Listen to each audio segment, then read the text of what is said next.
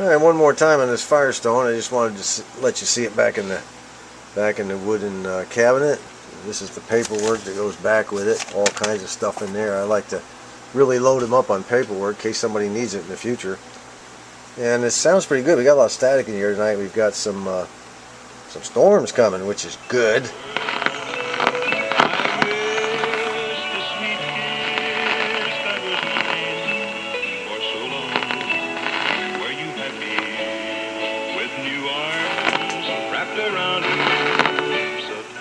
Alright, but actually, we're not here to talk about the Firestone this time.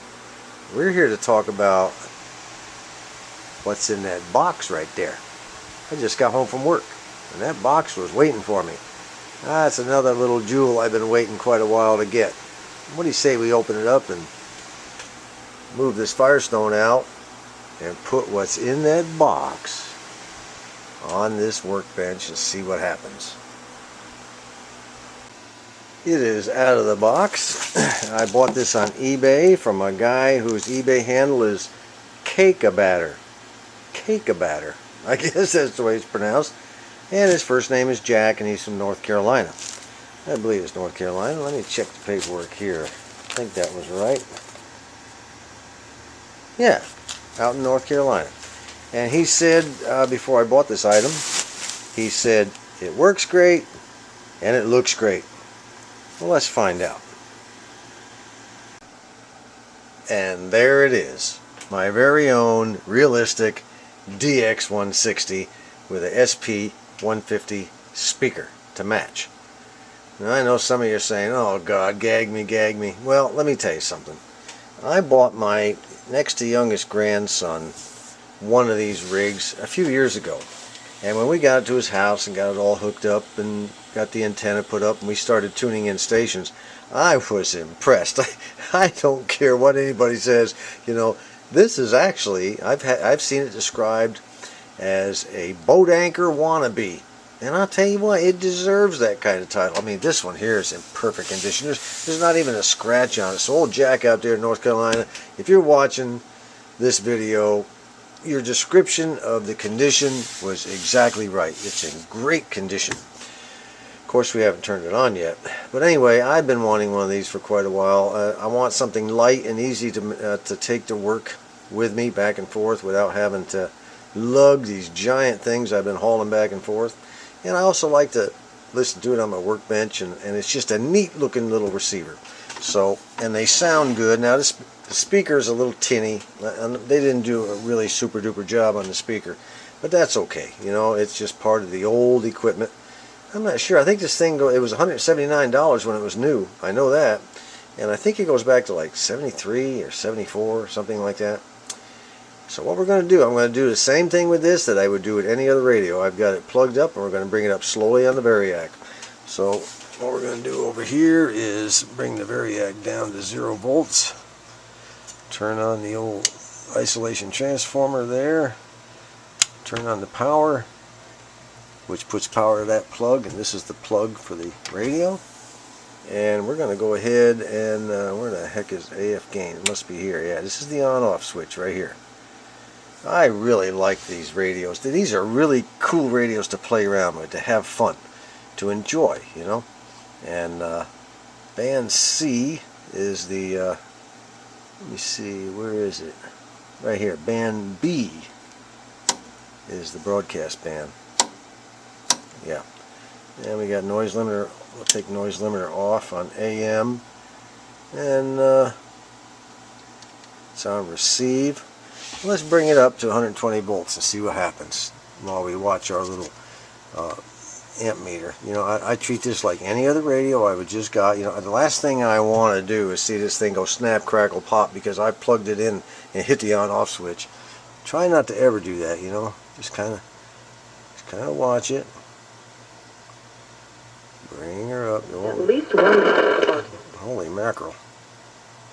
I'm only up to 60, almost 60 volts, and I'm already getting noise. Convicted of a misdemeanor count of failing to report suspected child abuse. Wow. But he was acquitted of the second count. Corresponding to bring down the gain on this. Alright, let's take it up a little bit more. However, some victims advocates groups and some Bring it down a little bit more. Bring it on up to 120. Current draw is going to be very, very low. There we go. 120, around there. Actually, I got 125 coming in this house, so I probably should go up to about 125, somewhere in there. Alright, let's see how... Ooh, boy, she looks good. Or numbness of the face, arm, or leg. Having trouble with vision in one or both eyes. Suddenly having trouble. Functional S meter. Let's turn the lights out here.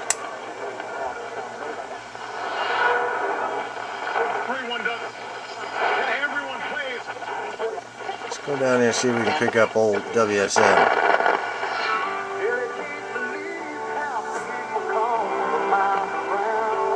Well, there we go. I think what I'll do is I'll wait a day or so, just play around with it, make sure it's going to stay functional. Then we'll check out a few shortwave signals to see how that does. Nice looking unit.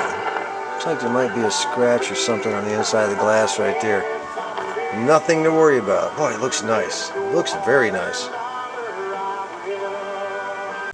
It is the next day, and I have the top off this baby.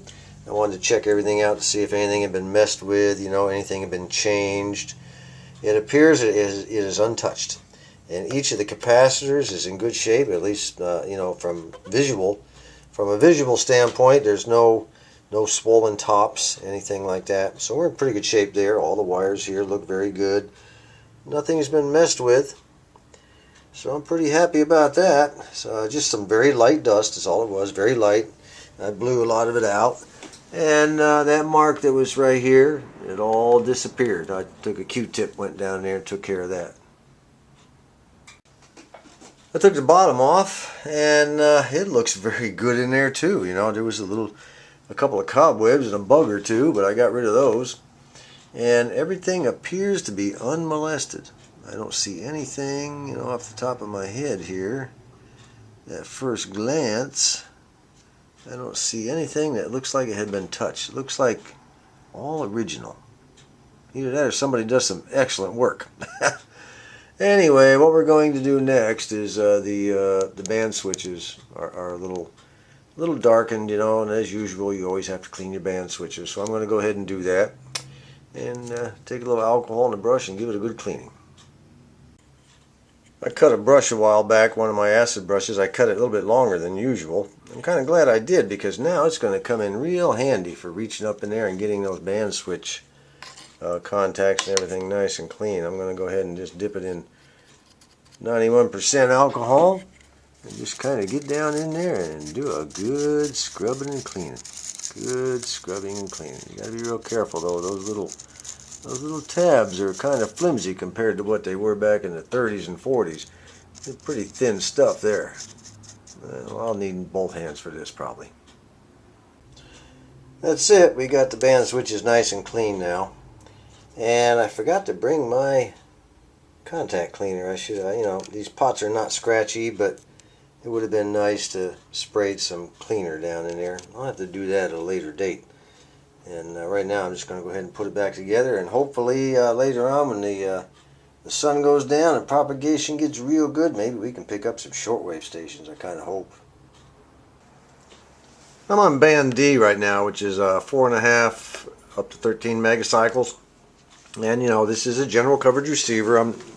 I haven't tuned in any single sideband. If I ever go to single, you know, if I ever want to tune in some single sideband, you flip the switch to the single sideband continuous wave mode, or CW, which is Morse code. But we're doing pretty good on picking up.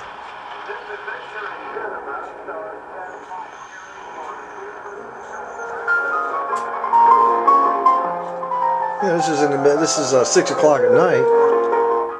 6 o'clock at night, and it's doing pretty darn good. We haven't even started the evening yet, but it's I'm real happy with this thing. It's just in, God, it's just, I can't believe I got one in such good condition.